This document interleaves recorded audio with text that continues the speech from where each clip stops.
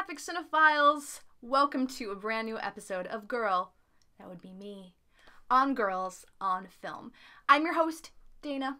Instead of doing just an individual film and kind of, tearing that shit apart, I decided to make it more of a best of, to celebrate the great cinema. And really, that really stems from the fact that it just kind of feels like there's a lot of negativity out there right now. A lot of stress and bad energy, and I just didn't want to feed into that right now. I will in the future. I promise. But right now, I wanted to focus on positive, fuzzy, luscious lesbian goodness. Now, some of these films you may have already seen, which in that case, awesome, because they're fantastic. And if you haven't seen them, you should have some lesbian points just taken away. Take them right away. Some of the others, maybe you're not as familiar with, but hopefully you will take my advice and get thee to Netflix and or Wolf Video and or Amazon or whatever the hell and rent you up some movies. So without further ado, may I present for your consideration Dana's top 5 lesbian movies, because they're awesome, yeah. I feel like there should be like a fade or something there, right? Number 5 is a spectacular little film out of Israel called Sadat, or by its English title, The Secret. Now, I know what you're thinking. Dana, oh my god, I hate subtitles. Shh, hush now, and listen to Mama, because this film is incredible. It's basically the story of 2 young Israeli Orthodox Jewish women, and it's their journey. It's really a film about desire. Desire for knowledge, for love and understanding, and for autonomy. There's not even any sex scenes, but it is a powerfully sensual and electric movie. Trust me, you will love it. The number 4 film on my list gave me a lily and dared me to love it. And well, gosh darn it, I do. I love it. Imagine Me and You. There are a lot of things to love about Imagine Me and You. I mean, Lena Headey and Piper Peraboo's chemistry, for one, is off the charts. But the thing that makes Imagine Me and You just so special and lovely is that it is full of wonderfully relatable, great characters.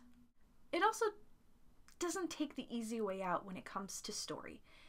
Heck is probably one of the nicest, sweetest, best male characters ever in a lesbian feature film. They could have made him a real jerk. They could have made it easy, but they didn't. And that's why the love story is as lovely as it is. Because it's messy and it's complicated. But at the end of the day, we root for all of them. Nummer 3, is the Swedish movie Kiss Mig. Kiss Mig's actually kind of a relative newcomer in the whole scheme of lesbian filmography. It was only released here in the States in 2012, but it quickly has risen to very, very high ranks very quickly. And I'll tell you why.